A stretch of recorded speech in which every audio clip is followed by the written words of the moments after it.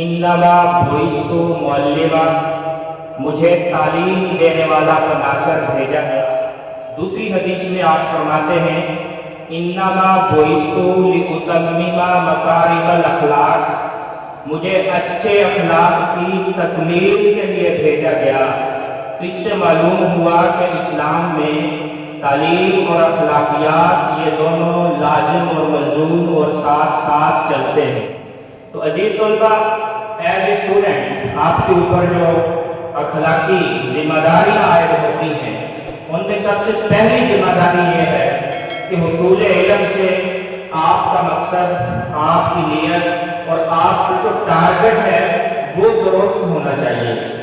آپ کا مقصد صرف ڈگری کا حصول، زیادہ مارکس یا جابس کے مواقع نہیں ہونا چاہیے، بلکہ آپ کا مقصد علم حاصل کرنے سے اللہ کی رضا، انسانیت کی خدمت اور اپنی پرسنالٹی کی گرومنگ ہونا چاہیے۔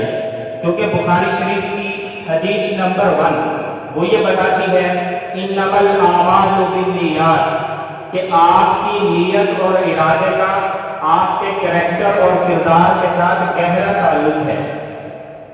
وہ علم نہیں زہر ہے احرار کے حق میں، وہ علم نہیں زہر ہے احرار کے حق میں، جس علم کا مقصد ہو جہاں میں دو کفے جو۔ آپ کے اوپر جو دوسری اخلاقی ذمہ داری عائد ہوتی ہے وہ ہے ٹائمنگ کی پابندی، وقت کی قدر اور ڈسپلن کی پابندی۔ کیونکہ ایک پروفیشنل اسٹوڈنٹ کے لیے وقت کی اہمیت اور ڈسپلن کی پابندی اس کی کامیابی کی پہلی سیڑھی ہے۔ اللہ رب العزت نے قرآن مجید میں ٹائمنگ اور وقت کی قسم اٹھائی ہے، والعصر ان الانسان لفی خسر، ٹائم کی قسم، وقت کی قسم، سب لوگ خسارے میں ہیں۔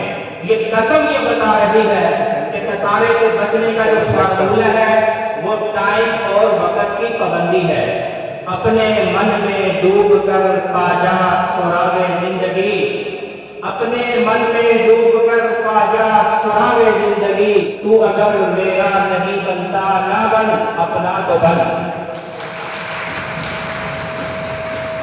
آپ کے اوپر جو تیسری اخلاقی ذمہ داری عائد ہوتی ہے وہ آپ کے ٹیچرز کی عزت، رسپیکٹ، احترام اور ان کی اطاعت ہے۔ جو اسٹوڈنٹ اپنے ٹیچرز کی عزت اور رسپیکٹ نہیں کرتا تو وہ اسٹوڈنٹ علم کے ثمرات سے پوری طرح مستفید نہیں ہو سکتا۔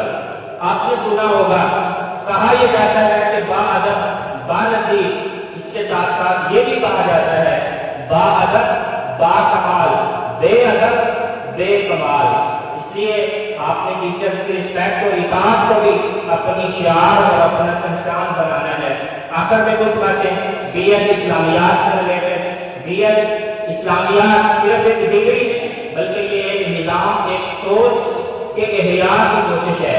اس میں جہاں ایک طرف ہمارے کلاسک اسلامک علوم، قرآن، سنت، حدیث، عربی زبان ہے، وہیں پہ اس میں جدید ماڈرن علوم بھی شامل ہیں، جیسا کہ تقابل ادیان ہے، اسلامک بینکنگ سسٹم ہے، اسلامک انشورنس سسٹم ہے۔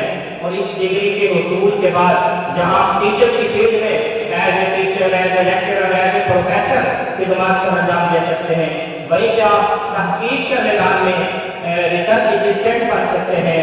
اسی طرح آپ عملی میدان میں اسلامک اور کمرشل بینکوں میں سروسز فراہم کر سکتے ہیں۔